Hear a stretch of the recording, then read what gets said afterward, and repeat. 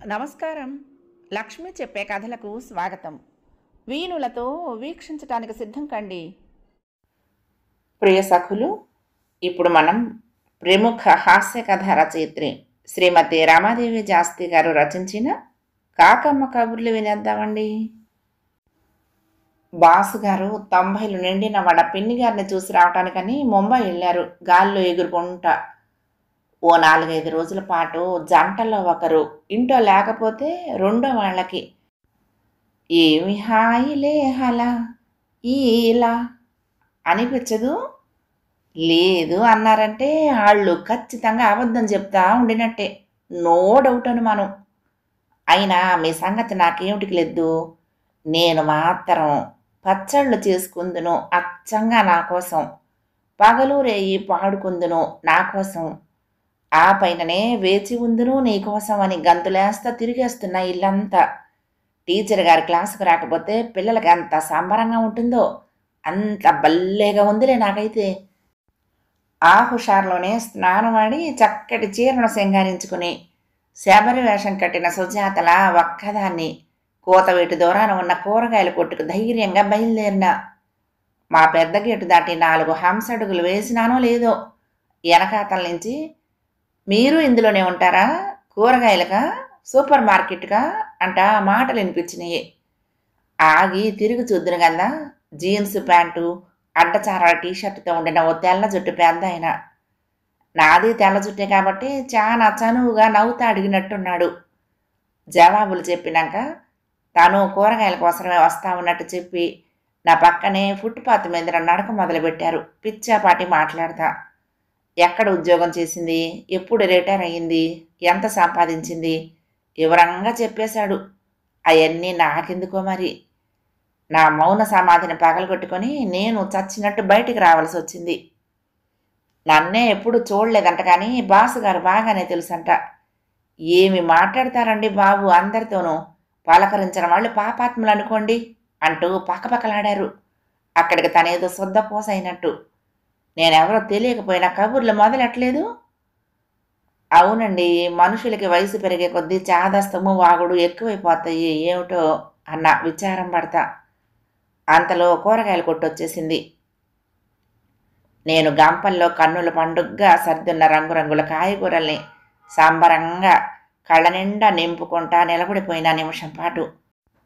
ఎప్పుడూ నాకిట్ట సావకాశంగా వచ్చే వారమే దొరకదు.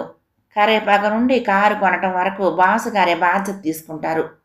అందుకే నాకు ఏ హైరానా మరియు అడుగు బయట పెట్టాల్సిన అవసరము ఉండవన్నమాట. ఏదో ముచ్చట తీర్చుకుందామని వచ్చినా కానీ ఏమి కొనాలో తెలియటంలా. చూస్తూ ఉంటే అన్ని రకాలు కొనాలనే అనిపిస్తుంది. కానీ నేనేమో చూపులకి బస్తాడు బంతిపూలంత బరువు ఉండిన పట్టు అని 10 చిన్న దండల బరువు కూడా మోయలేనాయే. అంచేత జాగ్రత్తగా ఎంచుకోవాలి. ఆలోచిస్తా నెట్రాటలో నిలబడిపోయిన నన్ను చూసి తెల్ల జుట్టు గారి దగ్గరకు వచ్చారు. ఏవి చాలా తాజాగా ఉండినాయో చెప్పడమే కాదు, తనే నూనె రాసినట్టు మెరుస్తూ ఉన్న వంకాయలు, లేత బెండకాయలు, తెల్లగా చందమావలా ఉండిన క్యాలీఫ్లవరు, ఎర్ర పగడాల రాసిలా ఉన్న టమాటాలు, పసిడి వర్ణపు రాయిలా ఉండిన దోసపండు, గడ్డ కట్టిన పాల మాదిరి ఉండి కొరుకు తినాలనిపిస్తున్న ముల్లంగి దుంప, అక్కడే పచ్చడి చేయాలా అన్నంత కోరికని పుట్టిస్తూ ఉండిన లేత పచ్చని కొత్తిమీర చక్కగా ఏరి నా బుట్ట నింపేశారు. అంతేకాదు, ఓ పక్కన ఏరతానే వాటిని ఎంత వైవిధ్యంగా, ఎన్ని రకాలుగా, ఎంత అమృతోపమానంగా వండుకోవచ్చునో నోరూరేలా వర్ణించి చెప్తానే ఉన్నారు. ముల్లంగి ఆకులు, కాలీఫ్లవర్ కాడలు కూడా పడేయొద్దని పదే పదే చెప్పి వాటిని ఎట్టా వండాలో కూడా నేర్పించేశారు మాటలతోనే. వాళ్ళ ఆవిడకి వంటొచ్చి చావదంట. అసలు ఏ పనికి ఒళ్ళే వంగదంట. వంట మనిషి వండిన గెడ్డే తిని చావాలంట. నెత్తి కొట్టుకున్నారు పాపం. ఇంత అభిరుచి పరిజ్ఞానం ఉండిన మనిషికి అట్ట తినాల్సి రావటం శాపమే కదా అనిపించి జాలిపడిన. నేను చెవులు అప్పగించి ఎనుకుంటా తలాడించుకుంటా నిలబడుకుండిపోయినా. కొన్నదాన్ని 1/2 కేజీలో కాబట్టి బుట్ట మొయ్యబులుగానే ఉండినందుకు సంతోషించిన. ఏ మాటకు ఆ మాటే. ఏదో శబ్ద కాలుష్యమే తప్ప పాపం ఈయనగారి ఎంపిక కూడా నాణ్యంగానే ఉండిందిలే. ఇంక అక్కడనే ఉంటే ఆయన ఇంటి దాకా వచ్చి వాటిని వండి చూపించేట్టున్నారనిపించింది. కానీ ఆయన్ని పక్కనే ఉన్న సూపర్ మార్కెట్లోకి పంపించి కృష్ణయ్య నన్ను రక్షించినాడు. లోపలికి వస్తా అంటే కలిసిందావిడ. నవ్వుతా పలకరించింది. ఎవరు అర్థం కాల. తర్వాతను గుర్తొచ్చింది. అమ్మ దగ్గరికి వెళ్ళినప్పుడు చూశానని. కాలక్షేపం కోసరం అమ్మ దగ్గరికి వచ్చి కూర్చునే వాళ్ళల్లో ఈవిడ ఒకరు. మీరసలు కిందకే రారు ఎప్పుడూను. రండి మా ఇంటికి వెళ్దాం, గ్రౌండ్ ఫ్లోరే కదా అంట మొహమాటం పెట్టేసింది. మనసులో ఇబ్బంది పడినా గానీ వెళ్ళక తప్పలా. అన్నయ్య గారు లేరా ఏమి? మీరే కూరగాయలు తెస్తున్నారు? సోఫాలో కూర్చున్నాక అడిగింది. ఓ 10 నిమిషాలు ఆవిడ అడగదలుచుకున్నయి చెప్పదలుచుకున్నయి అయినాక చెప్పింది. మీ అన్నయ్య గారు కూడా కూరగాయల కోసమనే వెళ్ళారు. ఏ సచ్చులు పుచ్చులు వేసుకొస్తారు ఏమో. ఏ ఒక్క పని సరిగ్గా చెయ్యరండి. ఆ ఆఫీస్ పని ఏం చేసేవారు అంతే. ఇంట్లో అన్నీ నేనే చూసుకు చావాలి అంది. నాకు తోడబుట్టిన మగధీరులు ఎవ్వరూ లేకపోవటానా ఎవరినైనా మీరు అనటమే తప్ప ఈ అన్నయ్య అనే పిలుపుల గోల అలవాటు కాలేదు మొదటి నుంచి. ఆ తర్వాత కూడా ఆవిడ మరొక 10 నిమిషాల పాటు తను చేస్తూ ఉండే పనులు, మోస్తా ఉండే బాధ్యతలు నా చెవుల్లో రాసిపోశారు. అదిగో అప్పుడొచ్చారు లోపలికి దేవుళ్ళ ఆ అన్నయ్య గారు. సోఫాలో తీరిగ్గా కూర్చున్న నన్ను చూస్తానే తెల్లబోయారు. చేతిలోని సంచిని వంటగదిలో పడేసి ఏటీఎంకి వెళ్ళొస్తా అంట వాయు వేగంతో బయటికి జంపింగు అన్నయ్య గారు.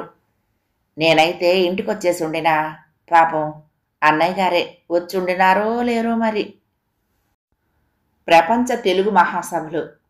ఆ వార్త చూసినప్పటి నుండి నా మైండ్లో ఒకే ఒక్క కోరిక రెప్పపాటున మొలకెత్తి చిటికేసినంతసేపట్లో చింత చెట్టు అంత పెరిగిపోయి కూర్చుంది. అంతే. పెన్ను పట్టుకొని ఓ కట్ట పేపర్ కాగితాలు పట్టుకొని బల్ల ముందర చేరిన. గంటాయి. పెన్ను నవ్వులేస్తా అటు ఇటు దిక్కులు, కాసేపు పైన సీలింగు చూస్తా గడిపినా గాని బుర్రలో గంట కొట్టలా. చేద్దామనుకున్న ప్రయాణం ఏమో చాలా పెద్దది. అడుగేమో ముందరకే పట్టంలా. ఏమిటి కూరగాయలు లేవని వంట మానేసి పాపం మీ వాళ్ళకు మంట మొదలుపెట్టావా? పూజ ముగించుకొనిచ్చిన బాసుగారు జాలి పడినారు మేమేందన. ఏమీ లేకపోయినా 3 రకాలుగా వండగలిగిన నా ప్రతిభను మర్చిపోయినట్టున్నారు మా పూర్ ఓల్డ్ మ్యాన్. కొబ్బరేసిన పచ్చిశనగపప్పు మసాలా కూర, మజ్జిగ చారు, వెల్లుల్లి దిట్టంగా వేసి కంది పచ్చడి చేసేసిన. ఏది ఫస్ట్ తింటే దాంతోటే కడుపు నిండా తినేయాలా అనిపిస్తుందిలే రుచి తెలిసిన మహానుభావులకి. అట్టా చేశానన్నమాట. అదేమీ కాదండి. మన తెలుగు భాషని, తెలుగు వాళ్ళ గొప్పతనాన్ని దేశ విదేశాల్లో చాటి చెప్పాలా అనుకుంటున్నా. వీలైనంత గంభీరంగా నిజాయితీగా చెప్పిన. అక్కడెక్కడో ప్రపంచ తెలుగు మహాసభలో ఏటియో జరుగుతున్నాయిగా, నీకు పూనకం వచ్చిందేంటి? ఇంతకీ ఈ బల్ల ముందర కూర్చుని పెన్ను నవ్వులుతా ఏం సాధించాలని నీ ప్లానింగు? బాసుగారు ఆశ్చర్యంగా అడిగారు. అసలా మా తెలుగు భాష ఎంత గొప్పదో, మా తెలుగు కవులు, రచయితలు, సాహిత్యము, సంస్కృతి సాధించిన గొప్పతనం ఏంటో ఈడ పాడు ప్రపంచానికి సరిగ్గా తెలిసి చావటం లేదు. అందుకే ఆస్కార్ అవార్డు వచ్చే మాదిరి నేను ఓ భారతం అంత నవల రాయాలి అనుకుంటున్నా. ఎట్టా మొదలు పెట్టాలా అని ఆలోచిస్తూ ఉండినా. కొంచెం బాధావేశాలు పడతా చెప్పిన. ఆస్కార్ బొమ్మలు సినిమా రంగానికి కదా ఇచ్చేది. బహుశా నువ్వు నోవులకి ట్రైనింగ్ చేసుకోవాలనో ఏమో. బాసుగారు ఎక్కిరిస్తున్నారని నాకు అర్థమైంది. తెలుగువాడికి మరొక తెలుగువాడే ప్రథమ శత్రువు. అందుకే మనకు రావాల్సిన పేరు ప్రఖ్యాతులన్నీ పారిపోయి పరులు పరమైపోతున్నాయి. నేను ఈ దారుణాన్ని చూస్తా ఊరుకోలేను గాకలేను. మన తెలుగు వాళ్ళ గొప్పతనాన్ని ప్రపంచ పటం మీదన జెండా మాదిరి పాతేస్తా. అది ఎగిరినా సరే చిరిగినా సరే. బహుశా ఈ ఘనకార్యం కోసమే ఆ కృష్ణయ్య నన్ను భూమి మీదకు పంపించుంటాడు. అదే మాట బల్ల మీదన చెయ్యి నొప్పి పుట్టకుండా మెత్తంగా గుద్ది మరీ చెప్పిన బాసుగారితో. ఏం చేయబోతున్నావేంటి? బాసుగారు భయ్యం పడిపోయారు.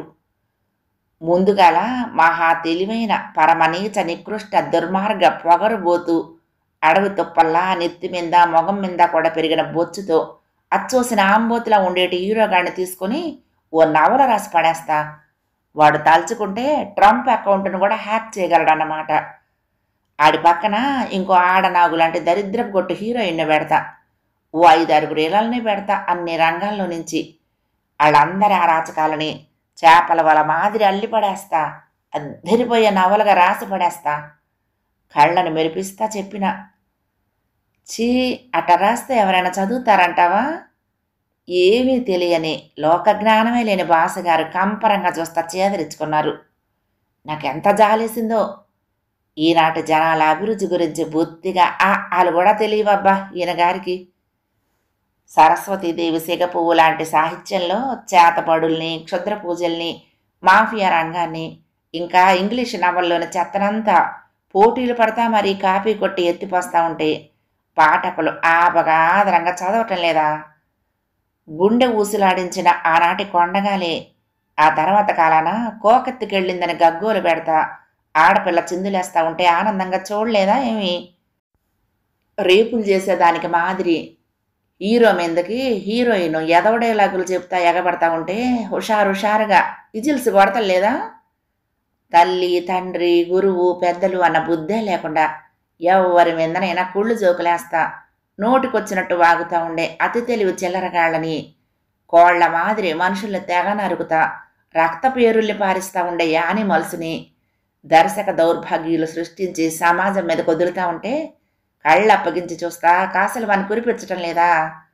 పైగా ఆ దరిద్రాలన్నీ దేశ విదేశాల్లో ఏ రంగం వేయటం లేదా? అట్లాంటిది నేను పేజీకి 10 హత్యలు, 20 దొంగతనాలు, ఎత్తులు, ఆటికి పై సుత్తులు, పేరకు సస్పెన్సు, ఇంకా మన్ను మసానము ఉండేటట్టు రాస్తే అదెందుకు చదవరు అంట. ఎవరు తప్పించుకోకుండా దేశంలోని అన్ని భాషల్లోకి ఆ నవలను అనువాదాలు చేయించాల. హిందీలోకైతే బాసుగారే చెయ్యొచ్చు హాయిగా. ఇంగ్లీషులోకి అల్లుడబ్బాయి అయితే బెస్ట్. మిగిలిన వాళ్ళని ఎతకాల. అదే వివరంగా చెప్పిన బాసుగారికి. అంతేకాదు దాని మార్కెటింగ్ ప్లానింగు ముందుగాల దేశంలోని అవార్డులన్నీ దానికే వచ్చేలా చూసుకోవలసిన బాధ్యత కూడా ఆయన గారికి అప్పచెప్పిన. ఏ దిక్కుమాలిన కంపెనీనో పట్టుకుంటే అవన్నీ ఆళ్లే చూసుకుంటారు. ఎట్టగైనా కష్టం పడి ఆ పుస్తకాన్ని ఓ 2 నెలల పాటు ప్రభుత్వాలు నిషేధించేలా చూడమని కంపెనీ వాళ్ళకి ఐడియా ఇవ్వాల. ఆ పైన దానికి అమెరికాలో పట్టం కట్టించాల. ఆ పని అక్కడే ఉండిన కొడుకులకి మొగమాటం పడకుండా బంధుమిత్రులకి కూడా ఒప్పచెప్పాల. తిమ్మిని బొమ్మిని చేసైనా ఆ నోబెల్ ప్రైజ్ ఏదో ఈ బుల్బుల్ రాసిన నవలకే, అదేనండి నేను రాసిన నవలకే వచ్చేటట్టు గట్టిగా తిప్పలు పడమని చెప్పాలా. ఎంత కష్టమైన ఖర్చైనా సరే నేను మాత్రం ఈ యజ్ఞాన్ని ఒగ్గేదేలే. మన తెలుగు వాళ్ళకి ఏ తెగులు లేదని, తెలివే చాలా ఎక్కువని మన గొప్ప గురించి వాళ్ళకి తెలియజెప్పాల్సిందే.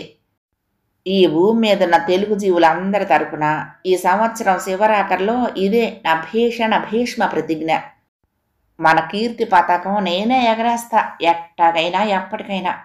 మరి మీరు కూడా నా అభిమానులుగా తలో చెయ్యి వేయాలా, చేయగలిగినంత చెయ్యాలా. మీరే నా ధైర్యం, నా సైన్యం. మర్చిపోమాకండి. మీ తోపును నేనంటే నేనే. కొత్త సంవత్సరం కింద ఏదో ఒక కొత్త నిర్ణయం తీసుకోవాలా అనుకుంటా జనం తన్నకలాడిపోతూ ఉంటారు కదా. వాళ్ళ మాదిరి సంవత్సరం దాకా ఆ పత్రిక అయిన కొత్త పలుకు చప్పరిచ్చేదానికి వారం దాకా ఆగినట్టు నేను ఆగాల్సిన పనేలే. ఎందువలన చేతనంటే ఎప్పుడు నాకేంటి కొత్త ఐడియాలు వస్తూ ఉంటాయో, ఎప్పుడు ఏడు చేద్దారని డిసైడింగ్ అవుతానో నాకే తెలియదు కదా. మరంచేత పొద్దుటేళ నా మైండ్లో నాకు ఆలోచన రావటము, ఈ రోజున కొత్త సంవత్సరం కావటము ఒట్టి కాకతాళీయమన్నమాట. నిద్రలేచిన సందు నాకెందుకు జమున అర్నాదులు చాలా గుర్తొస్తా ఉన్నారు. వాళ్ళతో పాటే ఆ పాటాను వెంటనే అనేసుకున్నాను. 60ల చెలికాడ అందుకో నా లేఖ, నా పెన్నుతో రాసాను, నీ దిండు కింద దాచాను అంట నేను పాడేద్దామని. మరట పాడాలి అంటే లేఖల రాసుడు మొదలు పెట్టాలి కదా. అంతేకాదు అటు సైడ్ నుంచి కూడా మనకి రావాలా. అందుకే బాస్ గారితో కూడా ఓ మాట చెప్పుకొని డీలు కుదుర్చుకోవాలా. ఈ లేడికి లేచిందే పరుగాయే వెంటనే రంగంలోకి దిగిపోయినా. కమ్మహ 4 కూరలతో భోజనం పెట్టి నా ముచ్చట చెప్పుకుంటున్నా. భర్త గారి మనసులోకి కడుపులోంచి దారి ఉంటుంది అనేటిది నిజమే అన్నట్టు ఆయన గారు చాలా శాంతంగా సౌమ్యంగా కూర్చొనిచ్చారు. ఆ వయసులో అంటే వేరు, కానీ ఇప్పుడేమిటి రాసుకుంటావు అన్నారు. పోనీలే, కనీసం అప్పుడు రాసుకొని ఏడ్చామన్నదైనా గుర్తుండింది. జన్మ ధన్యమైనట్టే. సంబరాలు పడినా ఏం ఎందుకు రాసుకోలేము? చాలా దినం ఖాళీగానే ఉంటాం కదా, ఏగల్ని తోలుకుంటా. దానికన్నా ఓ 10 నిమిషాలు గంటలో కష్టపడి ఓ కాగితం మొక్క రాసుకోలేమా అంట. అట్ట ఇచ్చి పుచ్చుకున్నాక అటుని ఇద్దరము పక్కపక్కన కూర్చొని చదువుకుంటా ఉంటే ఎంత హ్యాపీగా ఉంటుంది. అసలు నేను ఆ ఉత్తరం అంట రాసిస్తే అలనాడు మేనక విశ్వామిత్రుడు ముందర డాన్సులు ఆడాల్సిన పనే ఉండేటిది కాదు. అది చదువుకుంటానే బొక్క బోర్ల పడిపోయి ఉండేటోడు ఆ అమ్మ పాదాల మీదన. అది మన ప్రతిభ. అదే చెప్పిన నేను చిరు సిగ్గులు పడతా, ముసిముసి నవ్వులు నవ్వుతా, ఓరగా చూస్తా. సరే రాసుకుందాం కానీ ముందుగాలే చెప్తున్నా, చదువుకోవటం మాత్రం మన ఇష్టం అమ్మాయి. ఎవరిని బలవంతంగా చదివించకూడదు చెప్పేసి పెరుగన్నం జొర్రేసి ఏ భావము లేని చెక్క మొహంతో లేచి వెళ్ళిపోయారు. ఏదో ఒకటి ఏ కళనున్నారో ఒప్పుకున్నారు. గబగబా బల్ల మీద గిన్నెలు సర్దేసి లేఖ రాయటానికి రెడీ అయిపోయి కూర్చుండిన. ఏమిటో ఆ రోజుల్లో ఎంత రాసినా కొంత మిగిలిపోయే ఉండేది. ఇప్పుడు ఏం రాయాలబ్బా? బుర్ర గీరుకుని చచ్చి చెడి అరకాయితం రాసిన. ఏమండి, ఏం చెప్పను, గుర్తొచ్చింది. మా అమ్మకి బీపీ మాత్రలు ఇంకా 2 అంటే 2 ఉన్నాయంట, హెల్పర్ చెప్పింది. అట్లాగే నా నెలవారీ మందులన్నీ కూడా తెచ్చేయండి, మళ్ళీ తిరగకుండా సరిపోతుంది. మీరు తిండి చాలా తక్కువగా తింటా ఉండటాన్న బాగా సన్నంగా అయిపోతా ఉన్నారు. ముఖం పీకిపోయి ఎట్టాగో కనిపిస్తూ ఉంటే నేను చూడలేక చచ్చిపోతున్నా. అప్పట్లో నవ్వుతా చక్కంగా పాల పొంతలా ఉండే మీరు నేనేమి తోడెట్టకపోయినా గడ్డ కట్టిన పెరుగు ముంతలా ఉండటం నాకేమీ నచ్చటం లేదు. మనవ సంతానం కొత్త ఫోటోలు పంపించారు, పిల్లలు చూసినారా? చాలా ముద్దొస్తా ఉండినాయి. ఆఖరుగా లిఫ్టుల్లో ఎవరు కనిపించినా పళ్ళికలేస్తా కదంబ కార్యక్రమాలు పెట్టమాకండి, నాకు మండుతుంది మరి. ఇట్లు మీకు సర్వస్వము అయిన మీ జీవన జ్యోతి, మీ హృదయ రాణి, మీ అదృష్ట దేవతని అయిన నేను. ఆ కాగితాన్ని మరొకసారి చదువుకుని ముద్దు పెట్టుకుని దానిపైన కొంచెం సువాసనలు వచ్చేలా ఎడుకులను చొక్క జల్లి మరీ మడతలెట్టి బాసుగారి దిండు కింద నెట్టిన జాగ్రత్తగా. తర్వాత చెప్పినా కూడా రాసేసినానని. నా తుఫాను వేగం తెలిసిన ఆయన గారు తాలూపి ఊరుకున్నారు ఆశ్చర్యాలు పడకుండా. మరి మీరెప్పుడు రాస్తారు? గోముగా అడిగిన. Tea cup చేతికిస్తా. టీ తాగేసి అమ్మ ఇంటికెళ్తా. నేను నా లేఖని నీ దిండు కిందే పెట్టినా చూసుకో అంటే ఆ పూల గుత్తిని మెత్తంగా నా మనసులోకి ఇసిరేసిపోయినారు. ఊరికే అనుకుంటాం కానీ మొగుళ్ళని దారిలో పెట్టుకోవటం పెద్ద బ్రహ్మ విద్యమే కాదబ్బా, చాలా వీజీనే. కప్పులు సింకులో వదిలేసి గదిలోకి పరిగెత్తిన. ఏదీనా లేఖ అని పాడుకుంటా దిండు కిందన మడతలు పెట్టుండిన కాగితాన్ని తీసుకున్నా. కాగితం మొత్తం నీలంగా కనపడుతుంది మడతల్లో నుంచి. అంటే అంత ఫుల్లగా రాసినారు కాబోలు. కనిపించరు కానీ ఒట్టి అల్లని దొంగ అనుకుంటా సిగ్గులు పడిన. ఆనందంగా తెరిచి చూద్దును గందా. ఓం సాయి ఓం సాయి అంట కాగితం ఫుల్లుగా రాసి ఉండింది. అది కూడా నా పొడుగు నోటు బుక్లో నుంచి ఎప్పుడో రాసింది ఒకటి చించి మడతలు పెట్టారు. దేవుడా, నేను రోజు చదువుకోవాల్సింది వీటినా? ఏంటి గొలుసులవి తీసేశావా? నా నేరాడంబర సౌందర్యాన్ని ఏమాత్రం గుర్తించకుండా బాణం లాంటి ప్రశ్న వేశారండి బాసుగారు. స్నానానికి వెళ్తా ఉంటే ఆకలేస్తుంది తొందరగా రా అన్నారండి. అక్కడికి నేనేదో చెలికత్తెలతో జలకాలాటకు బయలుదేరినట్టు నాలోని తల్లి హృదయం కరిగి నీరయింది. మరి మనకి మొగుడు గారి గందా మొదటి పసిబిడ్డ. మనం చేత అదేదో హడావుడిగా అయిందనిపించేసుకుని ఓ గంట తగిలించేసుకుని నిమిషంలో వడ్డంలకు వచ్చేసా. నాకేం తెలుసు అట్ట ఊళ్ళంతా కళ్ళు చేసుకుని మరీ చూస్తారని. రోజు రాత్రి వేళ ఆభరణాలన్నీ తీస్తా. 7 వారాల నగలేమో అనుకోగలరు. అబ్బే, ఓ సన్నపాటి గొలుసు, 4 ఇంకా సన్నపాటి గాజులు అంతే. చాంతాడంత మాంగల్యం ఉంది. కానీ చంద్రమతి మాంగల్యం ఒక్క హరిశ్చంద్రుడికి ఆగుపడినట్టు నాది మా బాసు గారికే కనపడుతుంది. మరి అది ఆళ్ళెక్కడో ఎవరికి అందనంత ఎత్తులో దాచుంచారు ధరించనందున. సరే చాలా దూరం వచ్చామలే ఉంది. సినిమాలో మళ్ళీ 4 వాక్యాలు వెనక్కెళ్దాము. ఆభరణాలొలిచి అద్దం సరుగులో పెట్టి మళ్ళీ పొద్దున్నే తగిలిస్తానన్నమాట. యేసుకున్నా లేకున్నా నా సోకు చూసేవాళ్ళు ఎవరున్నారని నేను దీర్ఘాలు తీస్తా నిష్ఠూరం పోయా. చూడు తల్లి, ఏళ్ల తరబడి చూసి చూసి ఒక కంటికి ఆపరేషన్ అయింది. ఇంకా రెండో కన్నుకి కూడా అంటే నాకు ఓపిక లేదు. చక్కగా పొడి పెట్టిన కాకరకాయని కొరికిన వదులుతా. ఆ చేదుని నాకు రుచి చూపించారు. నాకు సౌండ్ చేయకుండా పళ్ళు కొరుక్కోవటం అన్నది అవలేల కాబట్టి కామ్గా కొరికేసుకున్నా. మా ఎఫ్బి ఫ్రెండ్ సరోజ నన్ను తెలివైన దానిని మెచ్చుకున్నదండి మొన్న. మొహం చాటంత చేసుకొని చెప్పా, ఎట్టగైనా ఆయన కళ్ళు తెరిపించాలని. పెళ్ళైన నాటి నుండి అదే పట్టుదలతో ఉన్నా కానీ పని అవటం లేదబ్బా. అయినా ప్రయత్నాలు ఆపంలే. అంతేకాదు కొంతమంది నన్ను ఆల్రౌండర్ అని కూడా అన్నారు. సంబరపడి నా చెప్తా. లేచి తిన్న కంచాలు తీస్తూ ఉంటే, అవును ఎటు నుండి చూసినా రౌండే అంటూ కిచకచా నవ్వారు. తండ్రి బిడ్డలు కలిసి నాకీ బరువు నెత్తికెత్తింది మర్చిపోయారు. 4 బిడ్డల తల్లి గుండ్రంగా కాక గుండు సొది లెక్కనుంటుందా ఏమి? నీ తెలివి పెద్ద ఆఫీసర్తో ఢీ కొట్టినాడే. నాకేంటి, మీ గ్రూపులోనూ అందరికీ తెలిసిందిగా. నీ కొత్త మిత్రులకు చెప్పు, వాళ్ళ భ్రమలన్నీ ఎగిరిపోతాయి సలహా ఇచ్చారు. నాకెంత ఉడుకు మొత్తానం వచ్చిందో. ఏ నాటి సంగతో మారేది. మర్చిపోవద్దు ఈ పెద్ద మనిషి అయినా. ఉప్మా రవ్వ తెమ్మంటే ఇడ్లీ రవ్వ తెస్తారు కానీ నన్ను ఎక్కిరిచ్చాయి మాత్రం బాగా గుర్తుంటాయి. Bad man. ఐఏఎస్ వాళ్ళ ఆఫీసర్లు అయితే డిగ్నిఫైడ్గా ఉంటారు. కానీ కింద నుండి ప్రమోషన్ల మీద మెట్లెక్కొచ్చి ఆ కుర్చీలో కూర్చునే కొంతమంది బొందగాళ్లతో నేను నెత్తి నొప్పి. వాళ్ళకి ఆ హుందాతనం చచ్చినా రానే రాదు. తోచనప్పుడల్లా తొక్కలో మీటింగులు పెట్టి టైము బుర్ర కూడా తినేస్తారు. గంటైనా ముగింపుకు రాని అట్లాంటి ఓ మహా నస కార్యక్రమంలో ఆఫీసర్ గారు వదలకుండా మా అందరినీ పీడింపు ప్రోగ్రాంలో తల మునకలే ఉన్నారు. మా నెలవారీ కోటా పని ఏ తేదీలోపు పూర్తి చేయగలమో వాగ్దాన పత్రాలు రాసి సంతకాలు పెట్టివ్వమని ఒకటే పేర్చి పెడుతున్నారు. పళ్ళికలిస్తా. మాకీ ఒత్తిడి మొదటిసారి అనుభవం. నా పక్క సీట్ అయినా కింద స్థాయి నుండి ప్రమోషన్ల పైన వచ్చిన వ్యక్తి అయినా బాగా కష్టపడి పనిచేసేవారు. నాకు చాలా గౌరవం ఉండేది ఆయన్ని చూస్తే. శక్తికి మించే శ్రమించి పని నేర్చుకున్నారు. మంచి నెమ్మదైన మనిషి కూడా. ఆఫీసర్ అయ్యా ఆయన్ని చాలాసేపు అయి నొక్కటం మొదలెట్టాడు.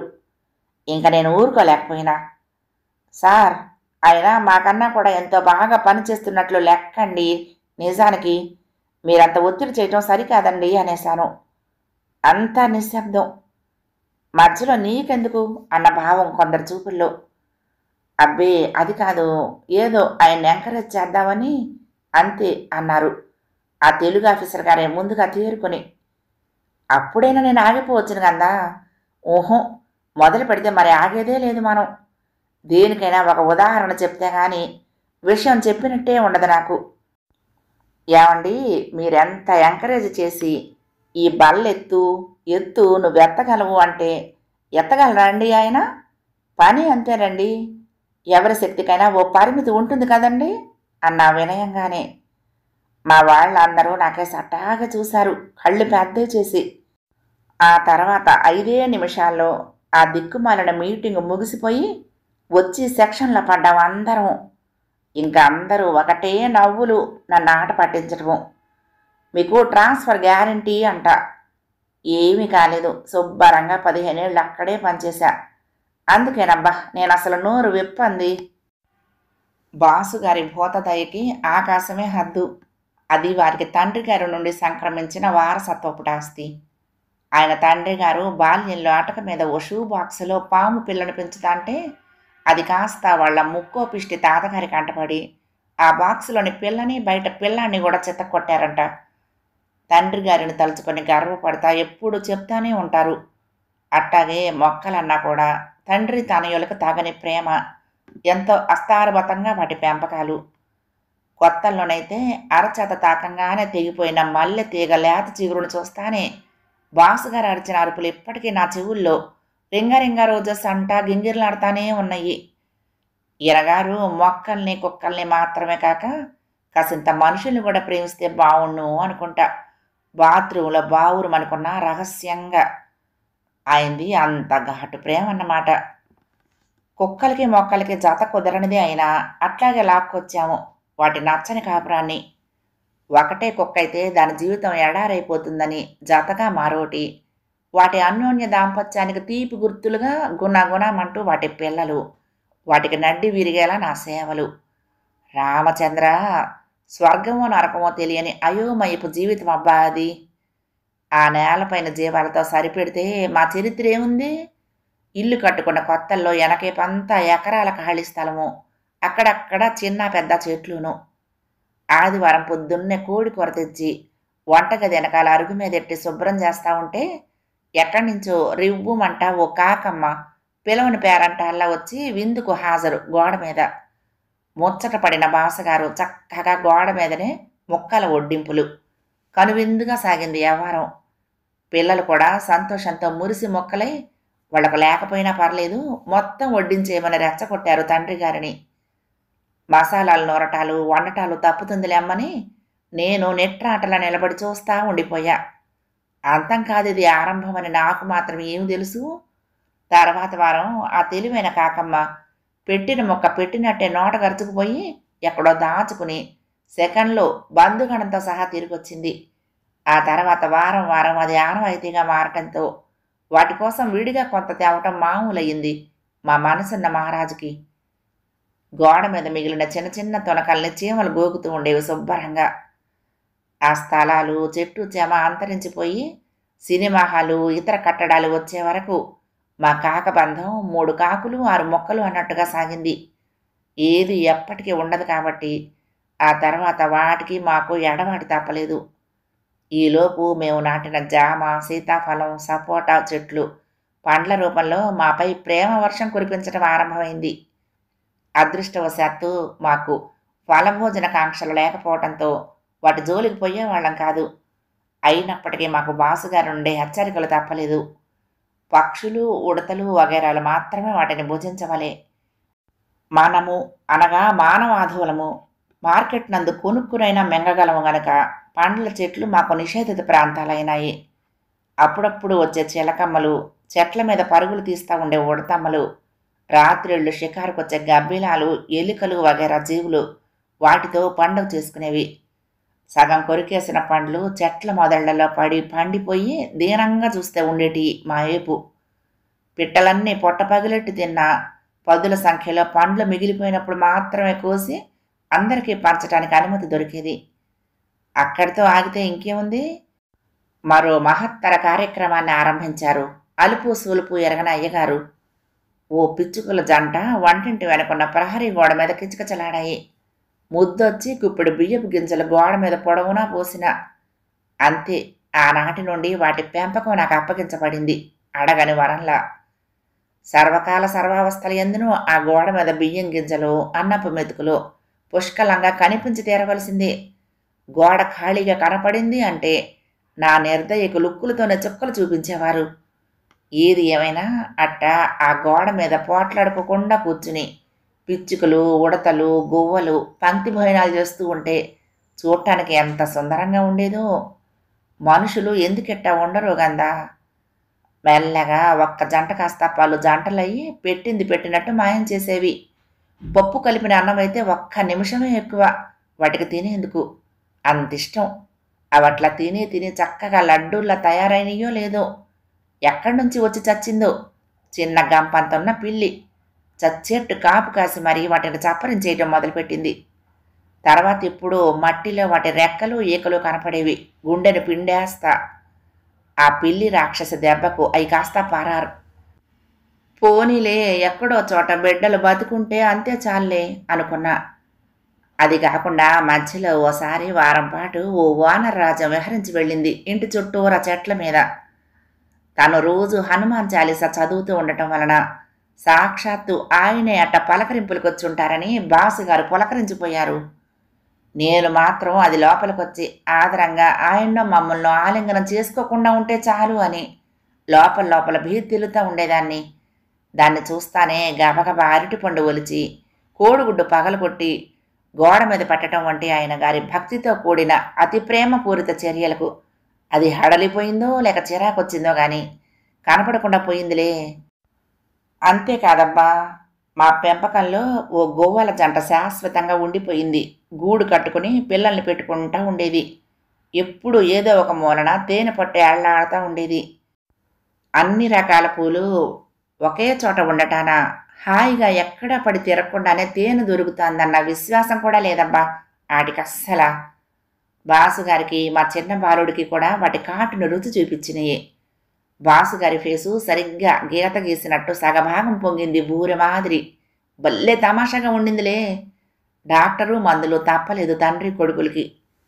ఇవి కాక ఇంటి వెనక పెద్ద తుమ్మ చెట్టు మీద రాగి రంగు రెక్కలతో చాలా పెద్ద సైజు జముడు కాకి అదే చెట్టును టిక్కు టిక్కుమని కొట్టుకుంటా ఓ వడ్రంగి పెట్టా ఉండేవి. అంతేకాదబ్బా, సర్పరాజులు కూడా సరదాగా పాలకరింపులకు వచ్చేవారు. మేమేమో భయ్యంతో మేలికలు తిరుగుతా లోపలికి వెళ్ళిపోయి తలుపులన్నీ మూసేసుకుని మంచాలెక్కి షేకు డ్యాన్సులు ఆడుతూ ఉండేవాళ్ళం.